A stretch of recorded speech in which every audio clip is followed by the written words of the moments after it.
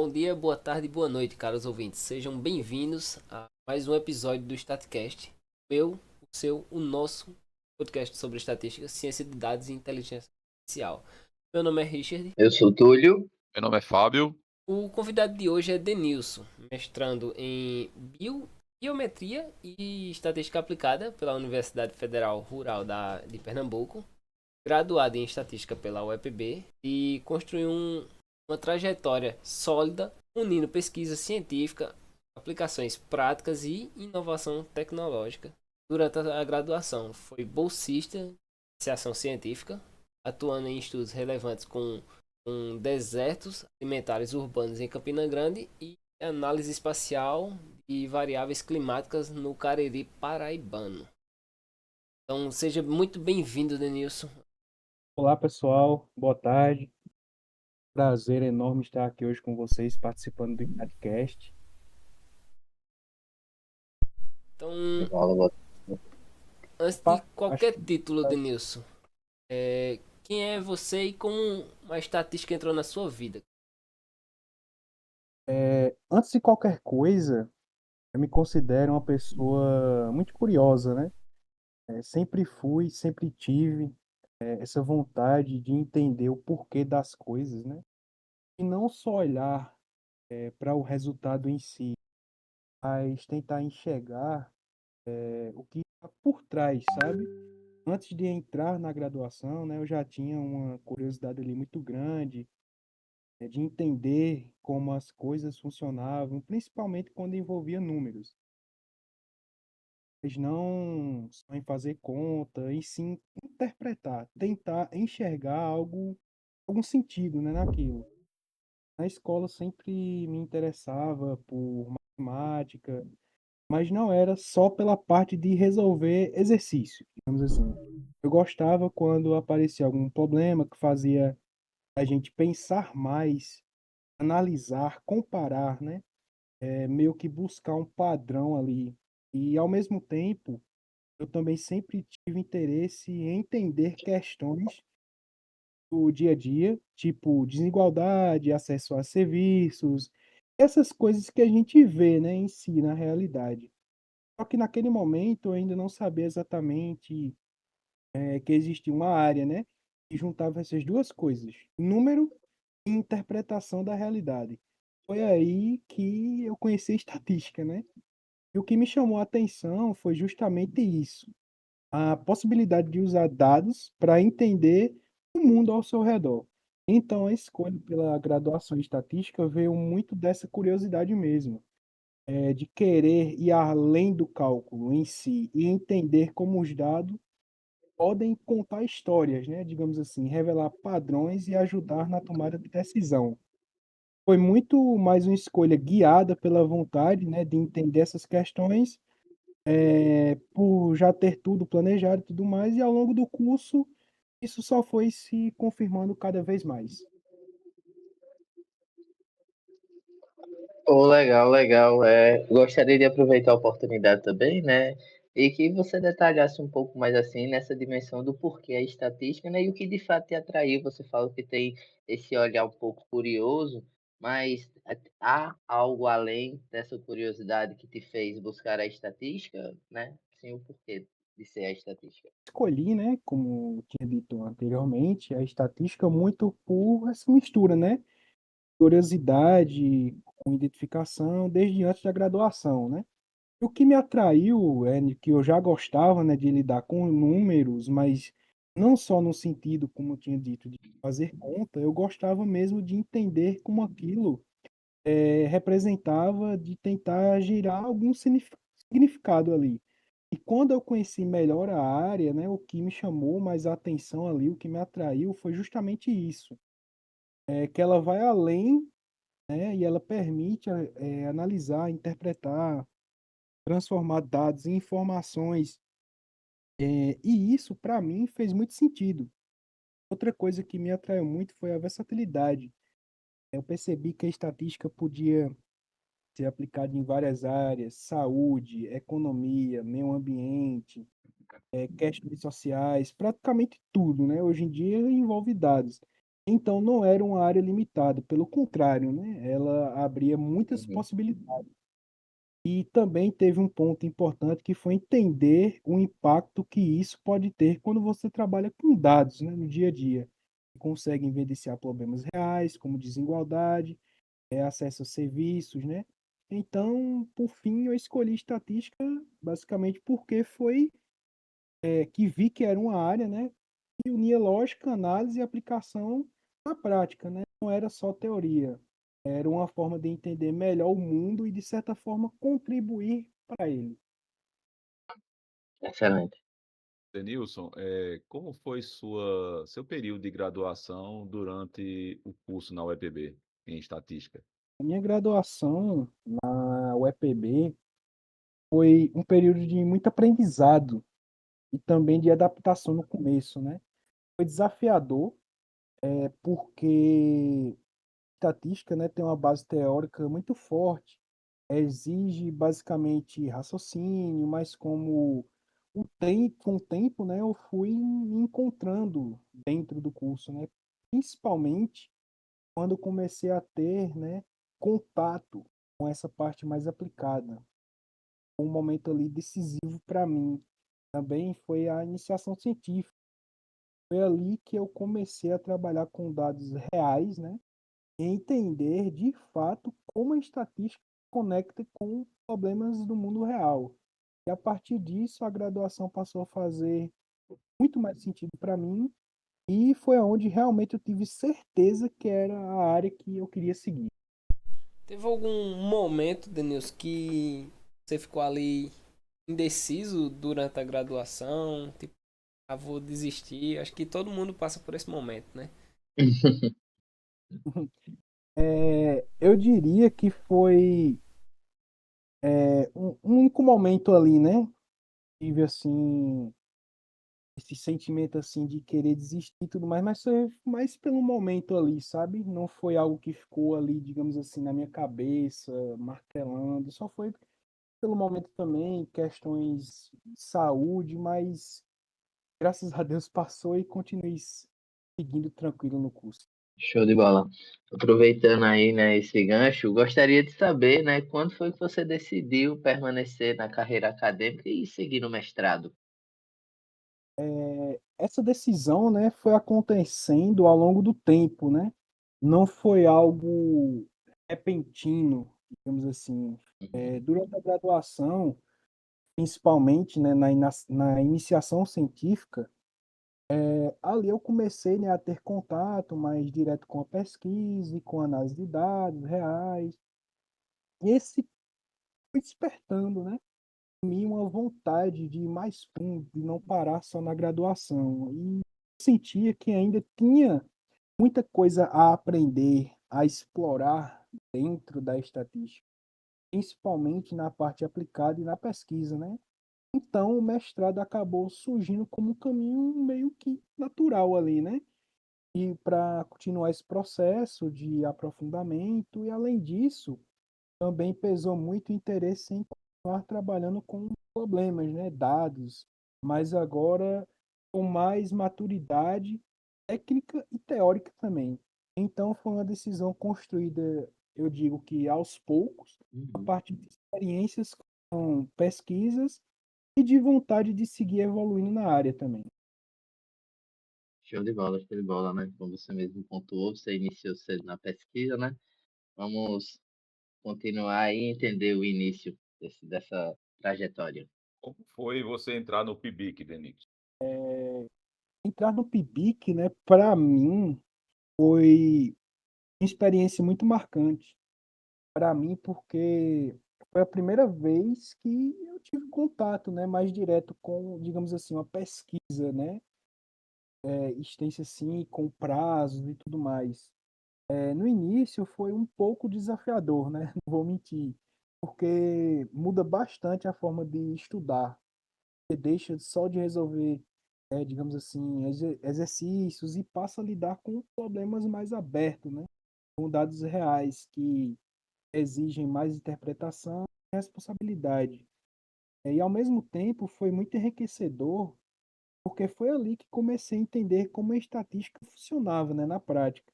Trabalhando com dados que tinham um contexto por trás, também foi um período importante, porque eu desenvolvi muitas habilidades, tanto técnicas como teóricas, e também na organização de dados e pensamento crítico também, né? Então, para mim, entrar no PIBIC foi um divisor de águas na minha formação, porque foi quando eu realmente comecei a ver dentro, né, ali da área de pesquisa e tal, como funcionava o desenvolvimento, e aprender muito na parte da escrita também, né? Como desenvolver relatórios e tudo Uhum. Massa, cara. E como é que foi essa questão de trabalhar com desertos alimentares urbanos e o que são eles? Explica um pouco para a gente. perfeito. Bom, desertos alimentares, né, urbano, tive um susto assim também quando eu vi. Eu não sabia do que se tratava, mas desertos alimentares são áreas e dentro de cidades onde as pessoas têm pouca ou nenhuma oferta de alimentos saudáveis, como frutas, verduras e alimentos frescos. Essas áreas são caracterizadas como deserto alimentar. Nesses locais, geralmente, há uma maior disponibilidade de alimentos ultraprocessados, mais baratos e mais acessíveis, né? Ou seja, não é só uma questão de escolha individual, mas também de ambiente e de acesso. Na prática, isso significa que a forma como um território é organizado influencia diretamente na alimentação das pessoas. E isso acaba se relacionando com desigualdades sociais, qualidade de vida.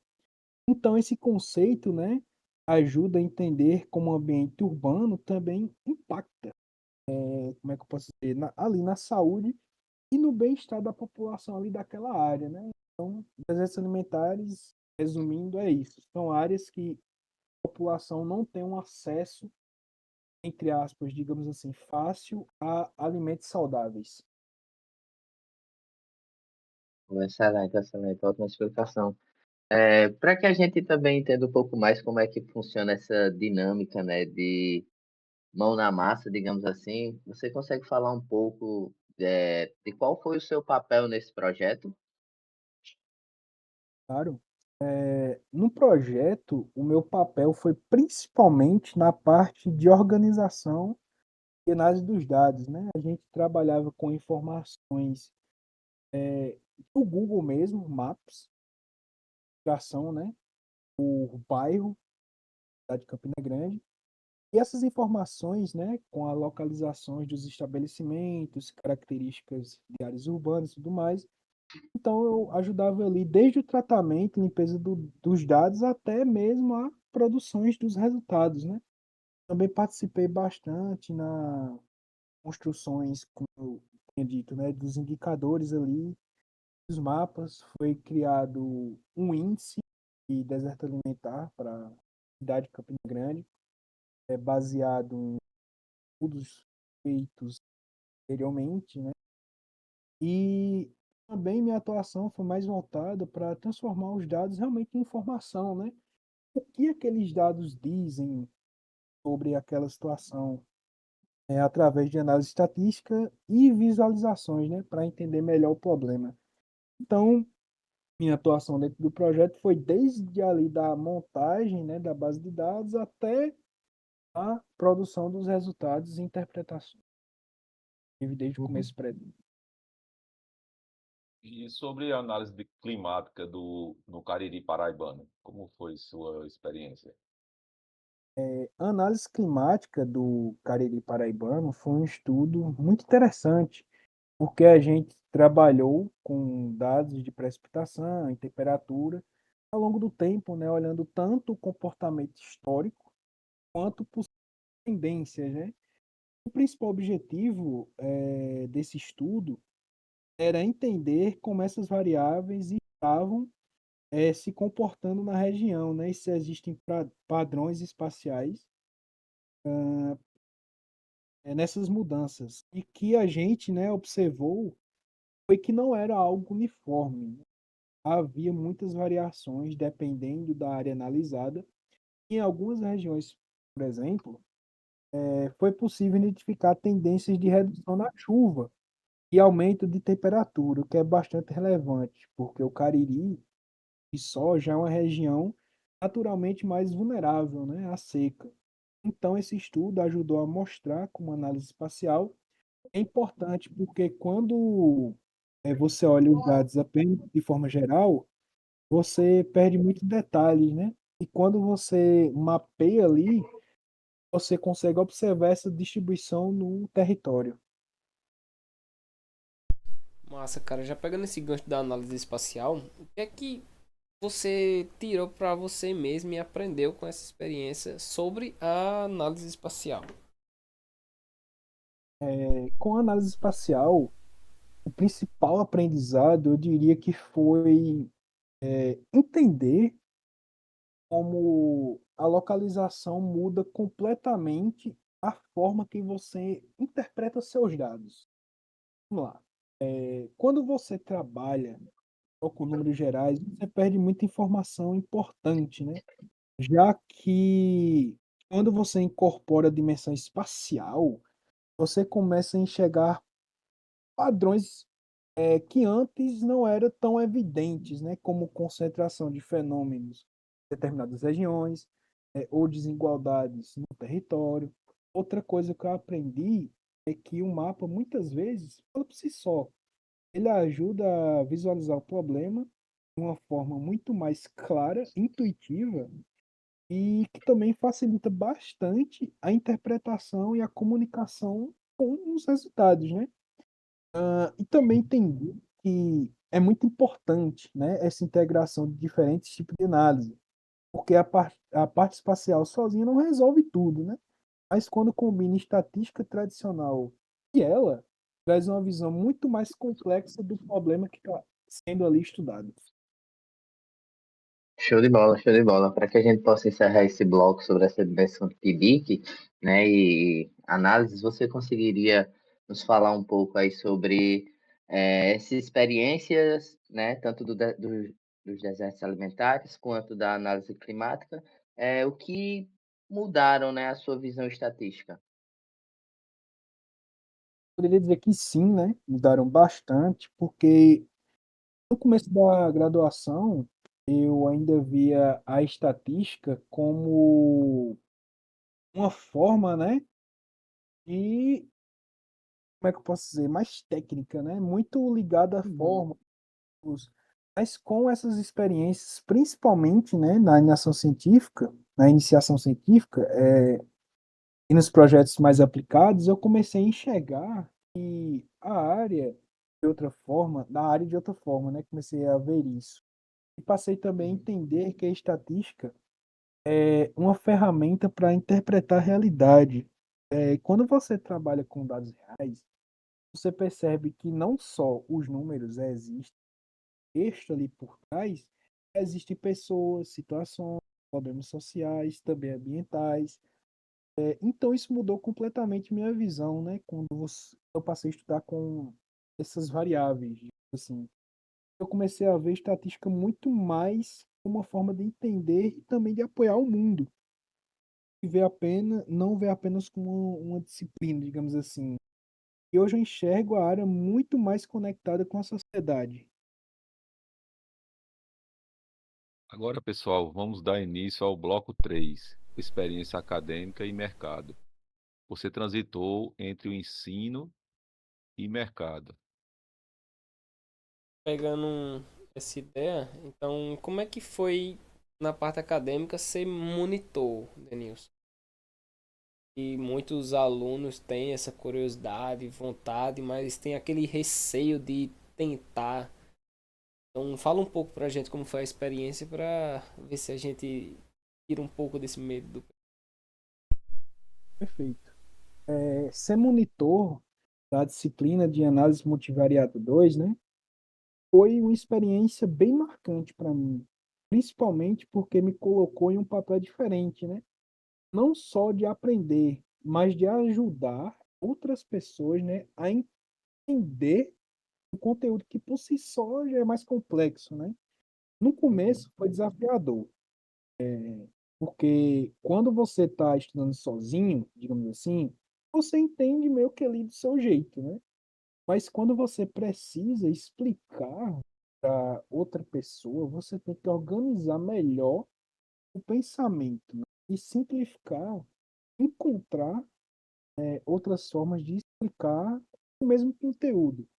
E isso me fez aprender muito, muito mais mesmo. E eu percebi que ensinar não é só dominar um assunto, conseguir se comunicar bem. Muitas vezes, né, o aluno ali não está com dificuldade na teoria em si, mas na forma de como aquilo é apresentado. Então, eu comecei a buscar, né, exemplos mais práticos, formas mais simples de explicar conceitos, né? Que no papel parecem bem abstratos, né? Isso mudou bastante a forma de enxergar o ensino e eu passei a valorizar muito mais a didática, parece também a paciência, né, de entender que cada pessoa tem um tempo e uma forma diferente de aprender. Uhum. Então, ser monitor, né, foi reforçou ainda mais meu próprio conhecimento, porque quando você ensina, você acaba ali revisitando os conteúdos com mais profundidade. Então, foi uma experiência que contribuiu muito, tanto para a minha formação técnica, quanto na minha forma de me comunicar, né? E hoje, inclusive, eu levo isso para outras áreas, né? Como na apresentação de resultados e até num momentos como esse, de conseguir traduzir coisas mais complexas de forma mais acessível para quem está ouvindo, né? Uhum. Aproveitando essa oportunidade, né, aí desse tema e o grau de dificuldade, né, para repassar o conteúdo, queria que se, né, você já pontuou que houve uma dificuldade de passar conteúdo para os alunos, né, da monitoria, mas eu queria que você dissesse se teve alguma dificuldade pontual nessa dimensão de explicar conteúdos mais complexos ou não. Perfeito. Sim, principalmente, né, no começo. A dificuldade Uhum. era exatamente no conteúdo em si, e tipo, no sentido de como transformar essas coisas que são mais complexas, né, em algo mais fácil de entender para outras pessoas, né? Em análise multivariada 2, muitos conceitos exigem bastante raciocínio, né? Então, explicar isso de forma simples exigiu esforço, né? No início, eu percebi que precisava me preparar melhor, antes da Uhum. revisar o conteúdo, tentar pensar em exemplos mais intuitivos. Muitas vezes, o mesmo conceito precisava ser explicado de uma forma, né, de fazer mais sentido para todo mundo. Mas foi Uhum. melhorando com o tempo e conforme eu ia praticando, foi ficando mais seguro e também mais criativo, né, na forma de explicar. No fim, essa dificuldade acabou sendo positiva, porque me ajudou não só como monitor, mas também como consolidar, né, melhor o meu próprio conhecimento. Excelente. Nilson, e como foi sua experiência na AACET? Minha experiência, né, na ACT foi muito importante para mim, porque me colocou em contato direto com demandas mais práticas, né, ali do mercado. No dia a dia, eu trabalhava principalmente com organização e tratamento dos dados, porque muitas vezes as bases chegavam desestruturadas, precisavam ser ajustadas antes da análise. E depois disso, eu também atuava na parte de construção ali, né, de relatórios, de produção de resultados. Então, era um trabalho bem completo nesse sentido, de pegar o dado bruto ali, transformar em informação que pudesse ser usada de forma clara e didática. Além disso, eu tive contato também com diferentes tipos de problema, né, na área. E foi muito enriquecedor, porque me obrigava a me adaptar a entender cada contexto antes de aplicar as técnicas estatísticas, né? E no geral Uhum. foi um experiência que me ajudou muito a desenvolver essa parte mais aplicada da estatística e entender melhor como os dados são usados, né, fora do ambiente acadêmico.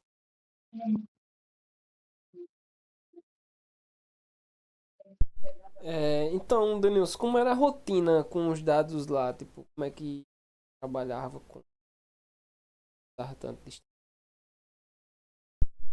Perfeito. Minha rotina com os dados, né, na CIT era bem prática e dinâmica também, né?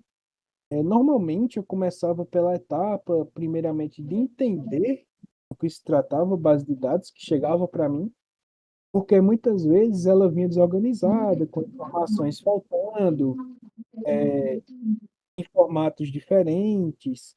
Então, a primeira parte era sempre limpar, organizar, entender, né, os padrões que os dados estavam mostrando ali.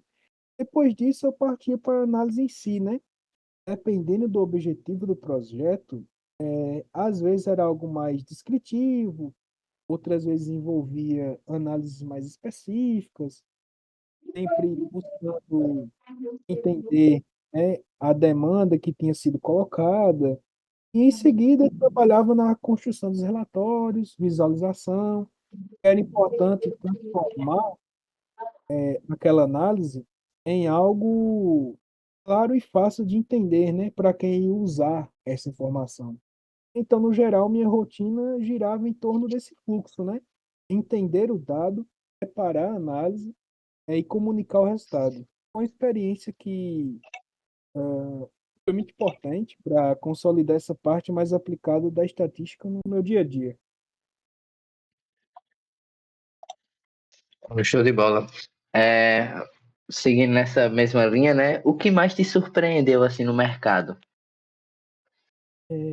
Cara, o que eu posso dizer, né, que mais me surpreendeu no mercado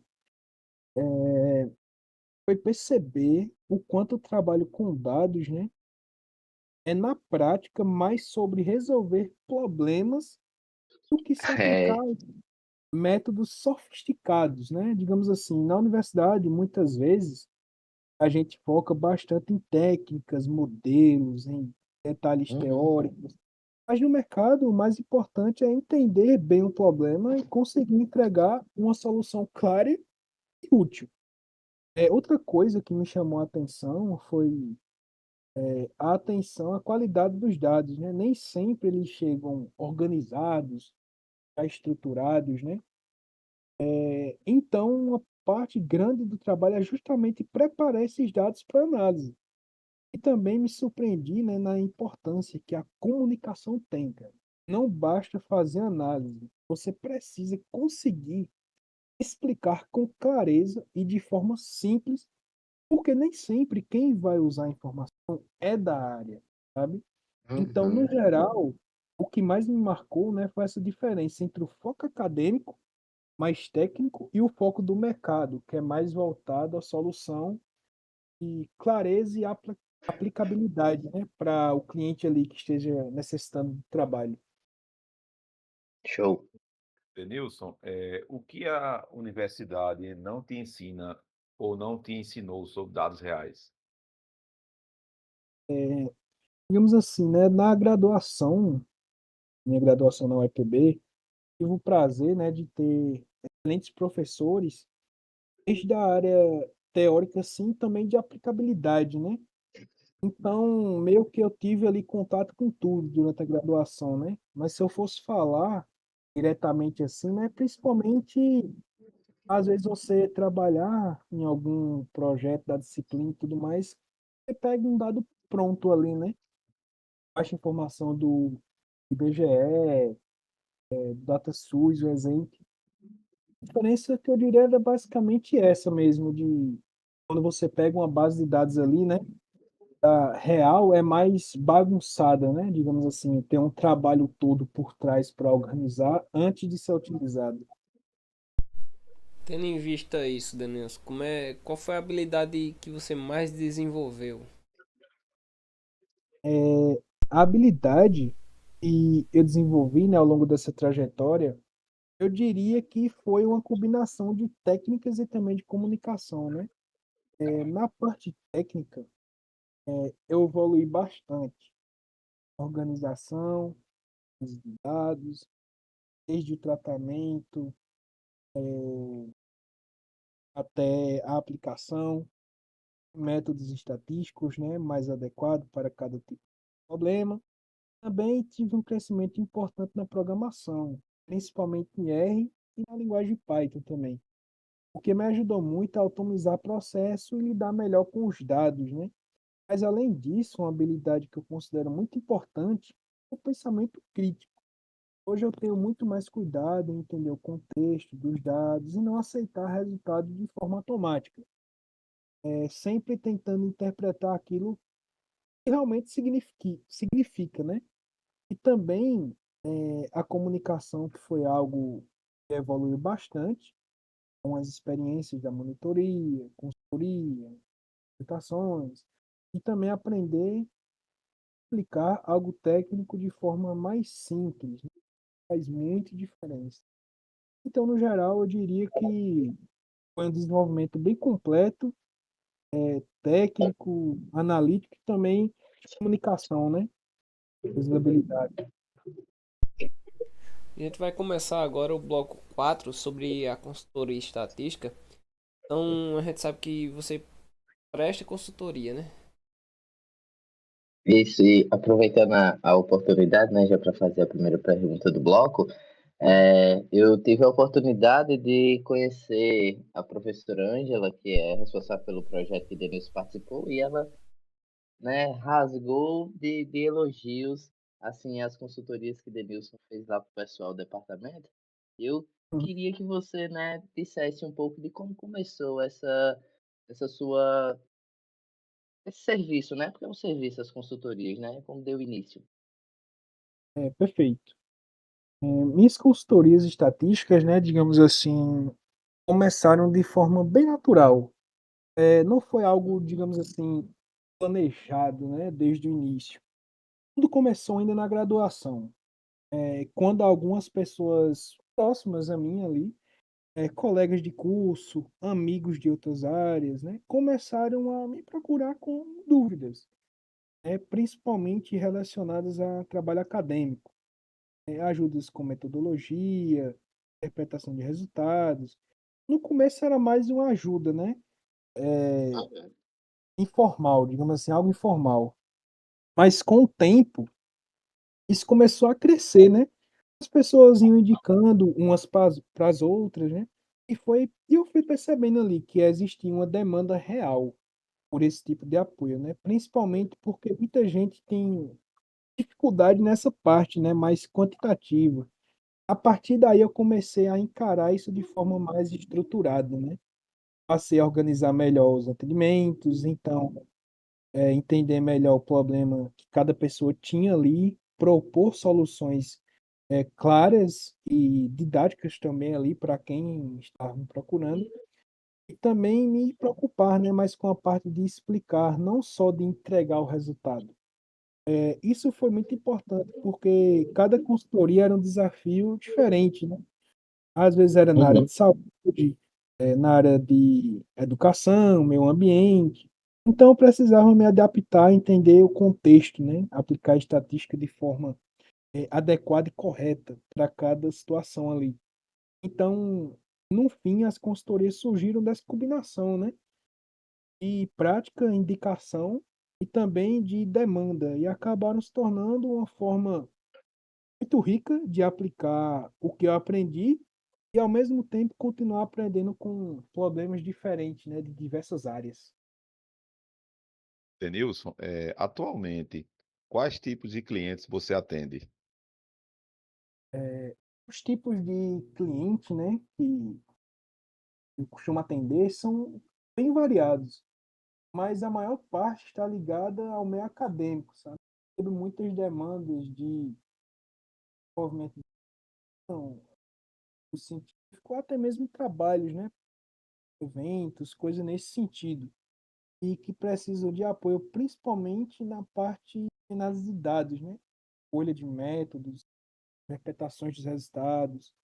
Também aparecem alguns casos de pesquisadores, né, que já têm os dados, mas precisam de ajuda para organizar, analisar, transformar aquilo ali que ele tem informação, né, clara e estruturada. No geral, são pessoas de diferentes áreas, né, como eu tinha dito, saúde, educação, ciências sociais, o que torna cada projeto bem único, né? Porque eu preciso sempre entender o contexto. Então, no fim, são clientes bem diversos, mas com a necessidade em comum, assim, que é transformar seus dados em resultado que façam sentido, né, e que possam ser bem utilizados. E quando chega esses clientes, como é que você estrutura o problema estatístico deles na realidade? Vamos lá, né? Eu costumo estruturar o problema estatístico, né, real, digamos assim, começando pela compreensão do contexto. Vamos lá, né? Quando chega alguma demanda a mim, antes de qualquer técnica ou aplicação, eu tento entender qual é a pergunta que precisa ser respondida ali. Qual é o objetivo da análise? Qual é a decisão ou interpretação que separa parte dos dados? Essa etapa é fundamental para lhe guiar, né, no restante do trabalho. Depois disso, eu parto para a parte dos dados, entender o que está disponível ali para mim, como eles foram coletados, quais variáveis existem, se há algum problema ali na qualidade da base, como dados faltantes, consistências, outliers, né, que são informações ali discrepantes das demais na base. Em seguida, eu organizo esses dados e faço uma análise exploratória inicial, uma descritiva bem completa, que ajuda a identificar padrões, possíveis relações, e entender melhor o comportamento das variáveis, né? Só depois disso tudo é que eu escolho os métodos estatísticos mais adequados ali, à situação, sempre tentando aliar a técnica com o problema. E como eu tenho dito, né? Tipo, sempre levar algo simples e que quem está do outro lado consiga entender, né? Por fim, vem a parte da interpretação, como eu tinha dito, de comunicação, que é tão importante quanto a análise, né? De conhecer os dados, explorar e saber comunicar os resultados ali que você produziu. Show de bola, show de bola. A gente na graduação, né, nós somos apresentados a várias metodologias, né? E eu queria saber se você tem alguma, né, específica e como você escolhe assim. Essa parte, né, metodológica, eu escolho a partir do problema. Como assim? Uhum. Vamos lá, né? O primeiro passo é entender qual é a pergunta que precisa ser respondida ali. Qual é o objetivo daquela análise? Isso já direciona muito a escolha dos métodos. Depois eu olho para os dados, tipo de variável que eu tenho, né? Como elas são estruturadas e dados, né? Dá para aplicar análise espacial, temporal, categórico, Uhum. tem análise ali qualitativa, né? Isso também influencia diretamente na metodologia. Outro ponto Uhum. importante é o nível de complexidade necessário. Nem sempre o método mais avançado é o mais adequado. Às vezes, Uhum. como diz o ditado ali, o feijão com arroz resolve. Você fazer o mais simples já resolve bem. O problema que facilita muito a interpretação dos resultados, né? É fazer ali o simples. Então, no fim, eu tento sempre equilibrar três coisas: o problema, o tipo de dado e como eu vou interpretar esse resultado, e a metodologia, né, que vem como consequência disso, como uma ferramenta para responder a pergunta de forma clara e consistente.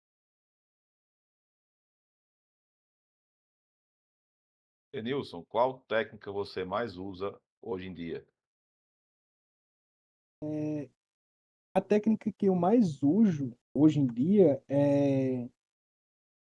eu diria que não existe exatamente uma técnica assim, que eu uso mais, né? Porque isso depende muito do tipo ali de problema que você está utilizando, né? De forma geral, eu acabo, como é que eu posso dizer, trabalhando com estatística descritiva, análise exploratória dos dados, porque elas estão presentes sempre, né? Em qualquer tipo de trabalho, porque é importante na parte inicial, né? Elas ajudam a entender o comportamento inicial dos dados, dão uma boa direção para as análises seguintes. Também uso com frequência, né, análise espacial, principalmente Uhum, quando os dados têm componente geográfico, como mapa, distribuição de territórios, né, identificação de uhum. problemas espaciais.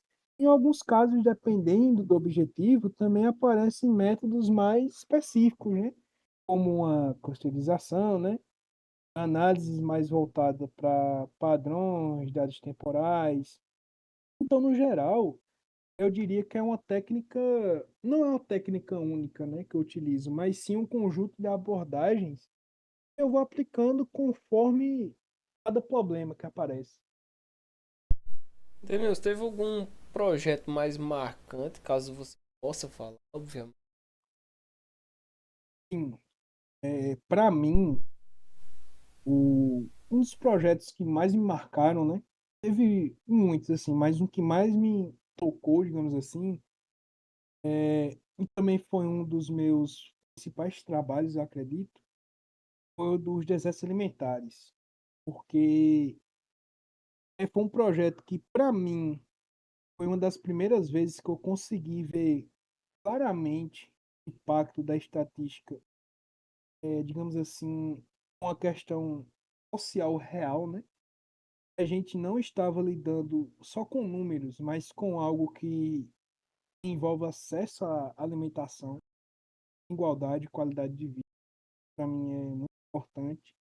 Outro projeto, né, que eu podia colocar aqui também marcou uma análise climática do Cariri paraibano, né? Porque ali conseguimos observar padrões espaciais importantes relacionados à chuva e temperatura em uma região que é bastante vulnerável, né? O que mais me marcou também nesses projetos foi justamente essa conexão dos dados e a realidade do dizer você visualiza os resultados, principalmente em mapas ou indicadores, você percebe que aquilo representa situações concretas, né? Que afetam pessoas e territórios. Então, no geral, são projetos que me marcaram muito, pela parte não só técnica, né? Mas pelo impacto que foi significativo, né? Com os resultados que obtivemos nesses dois projetos. E ali de propor alguma política pública para que possa servir naquelas regiões. Para mim, os projetos foram os mais marcantes da graduação.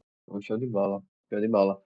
Aproveitando essa mesma dimensão de questões, né?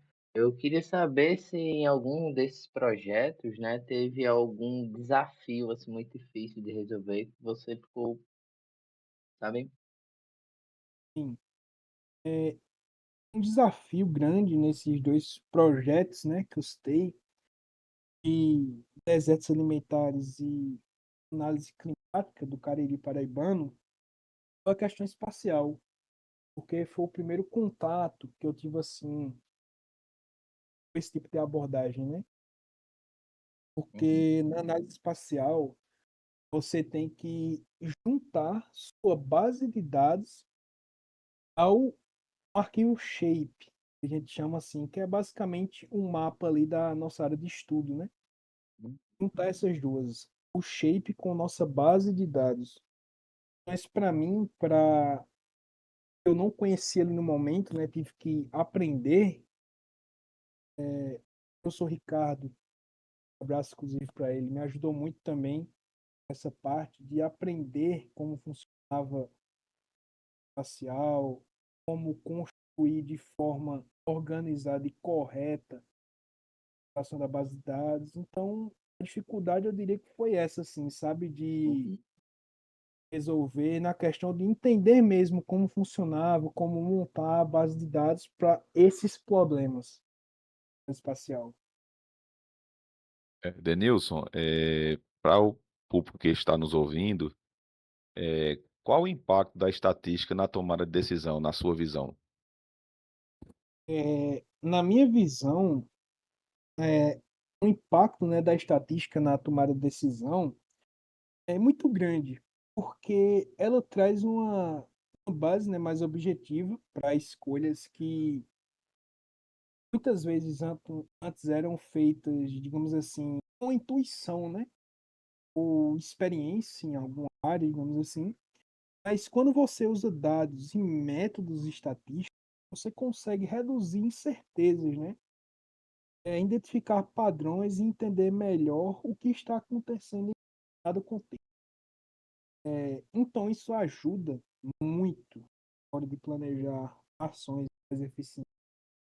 Por exemplo, em áreas como saúde, educação ou políticas públicas, a estatística permite identificar problemas, acompanhar indicadores, né, e até prever tendências, o que contribui diretamente para decisões mais bem fundamentadas. E também é importante lembrar que não só é um número pelo número, né, digamos assim, a interpretação correta dos dados é essencial, porque uma análise mal feita pode levar a conclusões erradas. Então, no geral, a estatística funciona como suporte para a tomada de decisão, trazendo mais clareza, evidência e segurança para escolhas, né, que iremos tomar. Eu acho que o impacto na tomada de decisão, principalmente nos dias de hoje, é muito importante. Excelente, excelente. Agora a gente vai dar início ao quinto bloco, né? A gente vai falar um pouco sobre ferramentas e tecnologias, né? E falando em ferramentas, a gente não pode esquecer do tão famoso R. É que você usa ele no dia a dia. Análise. Perfeito. No dia a dia, o R é uma das ferramentas principais, né, de trabalho com dados que eu uso. Desde a etapa inicial, que é de importação, né, ali, dos dados, passando pela limpeza, e muitas vezes é uma parte mais trabalhosa, né, do processo, de assim. Depois disso, eu utilizo o R para análise exploratória, construção de gráficos e aplicações de métodos estatísticos que eu venho a utilizar ali em determinado estudo. Depende muito, como eu tinha dito, do objetivo do projeto, que eu venha a utilizar. Ele é muito forte nessa parte, né? Estatística aplicada e visualização de dados. Também uso bastante para automatizar processos, principalmente quando preciso repetir, né, análises diferentes, né, a mesma base ali, digamos assim, ou gerar relatórios de forma mais estruturada. Então, no geral, o R entra praticamente todas as etapas, né, quando eu utilizo, desde a organização até a visualização dos meus resultados. Denilson, e a linguagem Python? Como é que você diria, sobre ela hoje na sua utilização? Certo. O Python, né, eu uso também muito no dia a dia, principalmente quando o projeto envolve alguma automação ou manipulação de grandes volumes de dados, né? Python hoje em dia ele disponibiliza de muitas bibliotecas que tornam possível essa automização do seu tempo. Ele é muito útil, né? Também na etapa de processamento. integração dos dados, especialmente quando trabalhar com diferentes fontes, estruturar fluxos, mas também automatizar análises. O Python, né, ele é essencial para mim quando se trata nessa questão de automatizar processos, né, por conta dessa versatilidade que ele tem de bibliotecas disponível, né, hoje em dia. Então, eu diria que no final o R e o Python ali, eles são essenciais assim hoje, né, para se trabalhar com dados, porque como é que eu posso dizer? Cada um tem ali um ponto forte, né, digamos assim. Então a junção dos dois é essencial ali, trabalhar em conjunto. Show de bola, show de bola. Fazendo, aproveitando a oportunidade, eu queria que você dissesse como é que é o processo de escolha entre essas duas linguagens, se é uma demanda que já é posta pelas pessoas que ele buscam, ou se não, você vai vendo aí de acordo com a problemática que você está lidando. Perfeito. Na prática, eu escolho entre R e Python, né, de acordo com o tipo de problema, né, o que eu estou enfrentando. Aí vem a escolha. Se for um trabalho mais, digamos assim, estatístico, análise exploratória, né, modelagem e visualização de dados, o R costuma ser minha primeira escolha, né? Ele é Show de muito bola. forte nessa parte. Não que o Python também não seja, né? Já em projetos que envolvem, como eu tinha dito, mais automação, integração de sistemas, manipulação de grandes volumes de dados, aí eu escolho o Python. Mas vai muito também do que a pessoa às vezes pede para utilizar.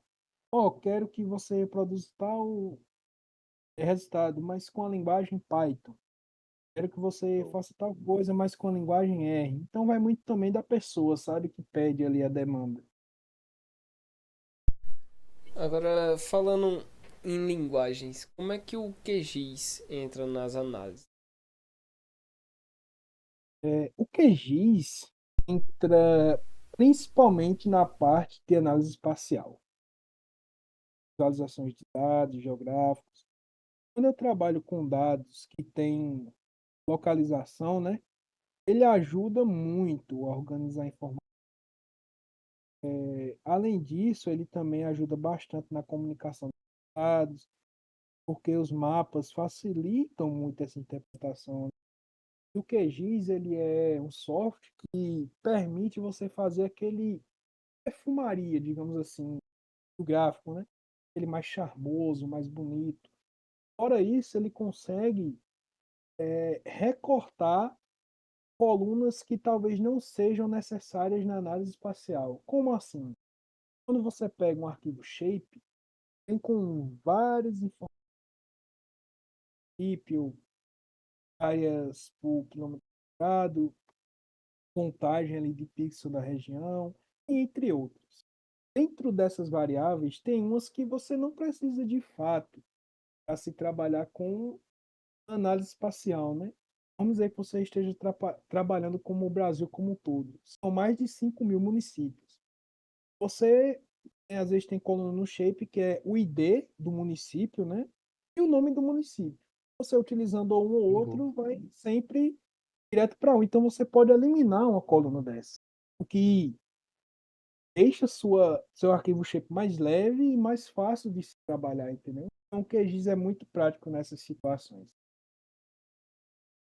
O Excel ainda é relevante para você, Denilson? Sim, ele ainda é muito relevante, principalmente, às vezes, na etapa iniciais dos dados, né? Ele basicamente me ajuda a organizar, visualizar ali de forma rápida, né? Pequenas análises exploratórias, né? Em muitos casos, os dados já chegam em formato de planilha, então o Excel acaba sendo uma ferramenta de entrada natural, né? Digamos assim. Mas claro, o volume de dados é maior, áreas mais complexas, costumo utilizar mesmo as ferramentas como R, Python e entre outros, né? QGIS, SQL, mas o Excel eu utilizo bastante também no meu. Show de bola. Você teria alguma ferramenta assim para recomendar o pessoal que está iniciando? Assim, para quem está iniciando, começando ali na área, né? Eu sempre recomendo primeiro entender bem a base da estatística, raciocínio por trás da análise de dados, antes de focar em aprender uma ferramenta. Mas em tempos práticos, né, digamos assim, um Excel é uma boa porta de entrada, porque ajuda a entender, a organizar telas, gráficos básicos, faz a parte lógica ali, né? Depois disso, eu Uhum, acho importante ingressar no R, no Python, porque, resumindo, né, eles ajudam a você produzir resultados, entender ali como você faz análise do dia a dia na prática, e dependendo do caminho, ajuda a pessoa que quer seguir nessa área, né? Então, eu acredito que essa escada, né, você entender o contexto ali por trás da coisa e aprendendo aos poucos, um a um ali, eu acho que é o fundamental. show. Agora vamos dar início ao bloco 6 sobre inovação e desenvolvimento. A inovação é um ponto forte na sua trajetória. Então, falando em inovação, como é que surgiu os registros de software? Essa linha de atuação, né, com os registros, programa de computador, surgiu a partir de, digamos assim, algumas oportunidades, né? Também de muita orientação dentro da própria graduação. Um ponto muito importante nisso foi a atuação do professor Silvio, inclusive um grande abraço também para ele, que foi uma pessoa que me acompanhou, né, bastante ao longo da graduação, também no meu TCC, que teve um papel bem importante, né, incentivar a pensar de forma mais aplicada, não só na análise em si, né, mas também como transformar isso em soluções que pudessem ser reutilizadas e estruturadas, né, de maneira simples. Além disso, também teve uma influência bem direta, né, do hackathon que aconteceu no Dia do Estatístico. Inclusive, foi uma iniciativa dele também. Uma experiência muito interessante, né? E a gente foi desafiado juntamente a pensar em soluções práticas para problemas utilizados, né? Reais usando os dados. Isso acabou despertando essa ideia, né, de transformar algumas análises em ferramentas mais organizadas, quase como pequenos sistemas ali, né? E então a partir disso eu comecei a perceber que várias coisas que eu já fazia nos projetos poderiam ser implementadas, né?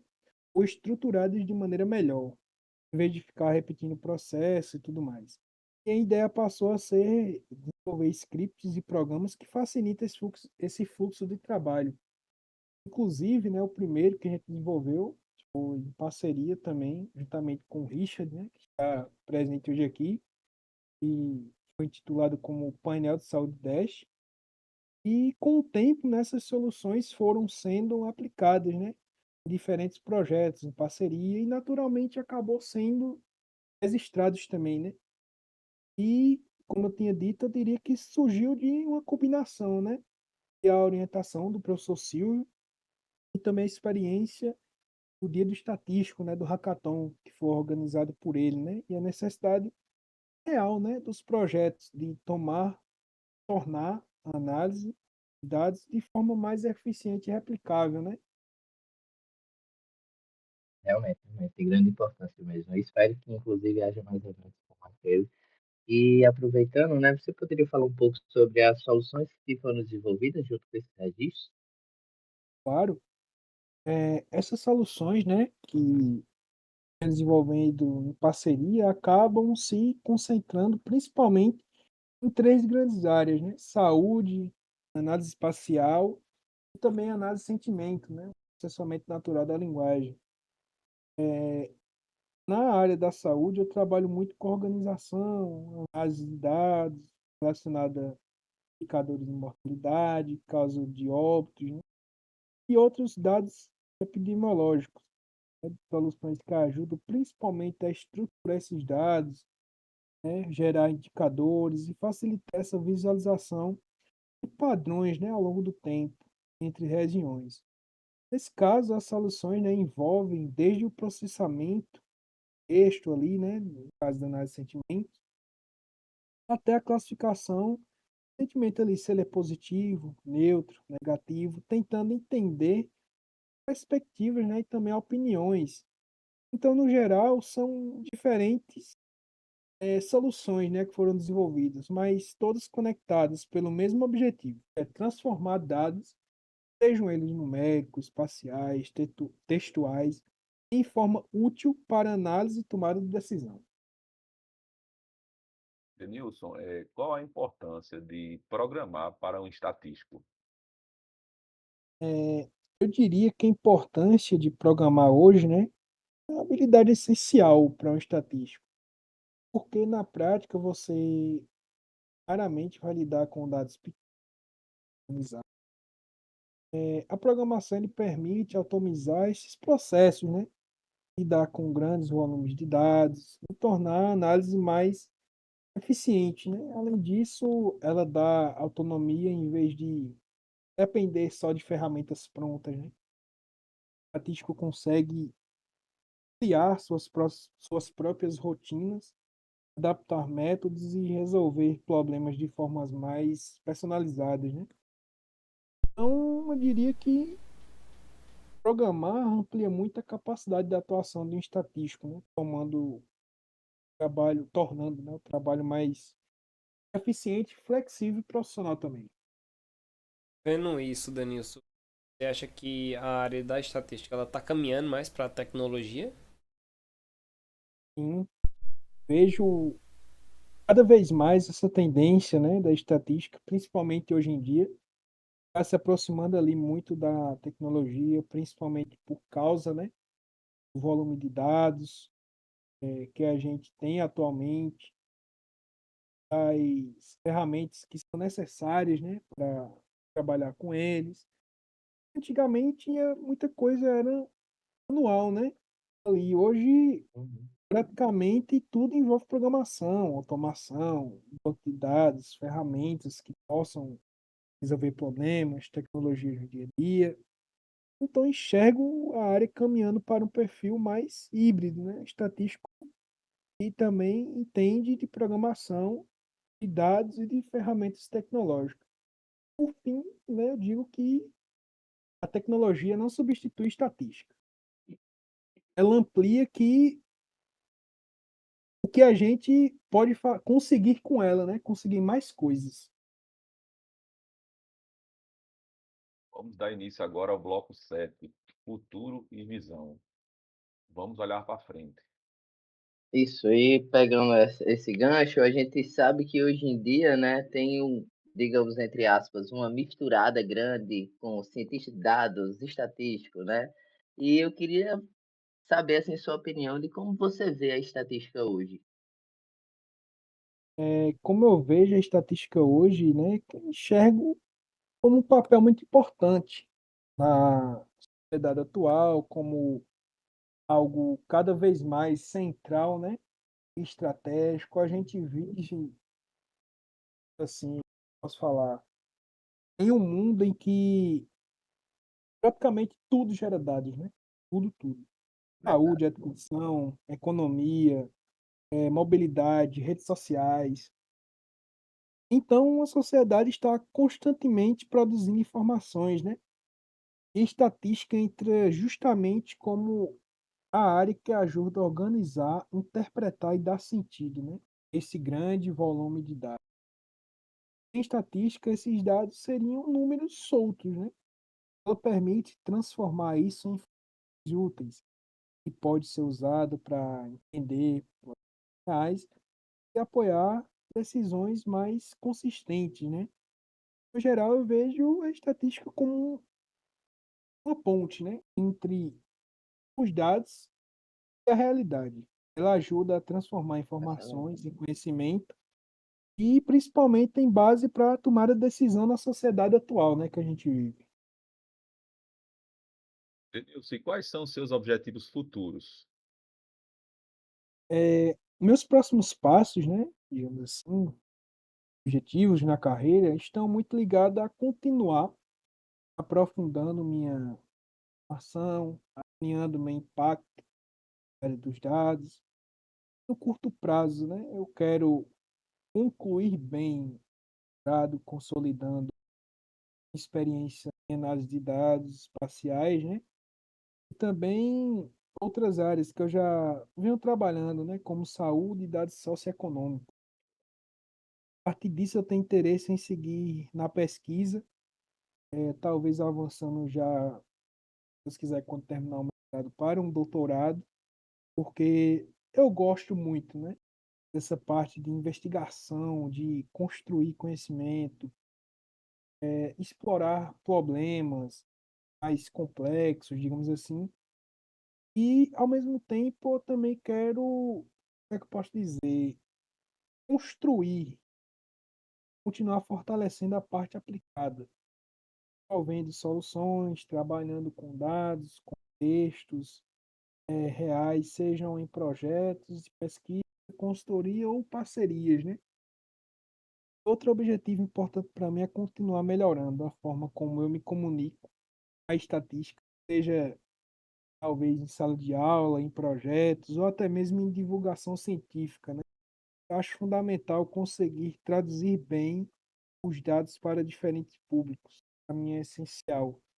Então, no geral, meus próximos passos são aprofundar a formação acadêmica, continuar atuando com problemas reais e seguir contribuindo para a estatística seja cada vez mais acessível e útil.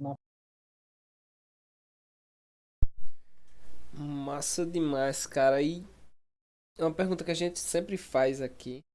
Se você tivesse um conselho para quem tá começando agora, qual seria esse? Eu diria que, principalmente, como é que eu posso falar? São três coisas, né, que eu levo comigo para quem conselho está começando na área, né? A primeira é não tenha pressa em aprender. Às vezes a pessoa pega alguma coisa ali e já quer terminar tudo em um dia só, né? Aconselho que tenha calma, tem pressa para aprender as coisas. A segunda é tentar trabalhar o quanto antes com dados reais, porque na realidade, né, é bem diferente da teoria. Os dados não vêm organizados, você vai lidar com erro, com dados, com situações que não estão, às vezes, no livro. E é isso que forma de verdade como estatístico, sabe? Eu levo isso para mim. E uma terceira coisa que eu diria é não ter medo de errar. Tipo, ah, não entendi tudo de imediato. A estatística, para mim, é uma área que exige tempo, sabe? Na prática, com paciência, com tempo, as coisas vão fazendo mais sentido. E se eu puder resumir, eu diria que tenha curiosidade e persistência, cara. Curiosidade para querer entender o que está por trás dos dados. Persistência para continuar, mesmo quando parecer tudo difícil, porque é uma área que é muito rica, sabe? E quanto mais você avança, mais você percebe o quanto ela é importante, velho. Então, esses conselhos que eu daria, esses três. Show de bola, show de bola. A gente está chegando na nossa reta final desse set de perguntas, né? Mas para encerrar, eu gostaria que você, por gentileza, deixasse aí, nos dissesse, né, na verdade, o que lhe motiva diariamente. Perfeito. É, me motiva diariamente, principalmente a curiosidade e a possibilidade de transformar dados em algo que faça sentido, né, na prática. Eu gosto muito desse processo de tipo pegar um problema, organizar os dados, analisar e conseguir chegar a uma interpretação que ajude a entender melhor a realidade. E isso de verdade me motiva bastante. Também me motiva ver que o trabalho, né, com estatística ele pode ter um impacto real, véio. Tipo, seja em projeto de pesquisa, na área da saúde, em questões sociais, ou ambientais, saber que uma análise pode contribuir de uma forma para que uma decisão ou para um entendimento melhor de um problema é algo que querendo ou não me impulsiona, sabe? E além disso, eu gosto muito do processo de aprendizado contínuo. Tipo, área de dados está sempre, hoje em dia, evoluindo, né? Então sempre tem algo novo para você aprender a, a. Então, no geral, minha motivação vem dessa combinação, sabe? De curiosidade, impacto e aprendizado constante. Se eu pudesse, o que eu posso dizer, resumir a trajetória em uma frase, eu diria que é um caminho construído pela curiosidade, tipo, de entender o mundo através dos dados, né? E pela busca constante e transformar essas informações em conhecimento e algo útil para a sociedade em que vivemos. Muito bom, Denilson. É, muito obrigado pela sua participação. Foi muito enriquecedor aqui para nós aqui, sua entrevista. Eu Eu também que foi um agradeço. prazer enorme, Agradeço. muito bom dialogar com você, ver esse momento extremamente enriquecedor. Espero que a gente tenha novas trocas em breve. Eu agradeço. Queria agradecer pelo convite, pela oportunidade, né, de participar do Statcast como um todo, né? Foi uma conversa muito rica para mim e me permitiu revisitar, né, querendo ou não, ali minha trajetória e refletir sobre minha formação e experiências como estatística, né? Muito feliz em poder compartilhar um pouco desse meu caminho com vocês, né? E os ouvintes que vão ver, né, esse podcast. E agradeço demais mais uma vez pelo convite e pela oportunidade. Denilson, muito obrigado, cara. Foi maravilhoso esse nosso episódio. Obrigado por ter vindo, tirado tirado um tempo do seu dia que é super corrido pra falar que eu. Então, pra quem tá ouvindo, até o próximo episódio.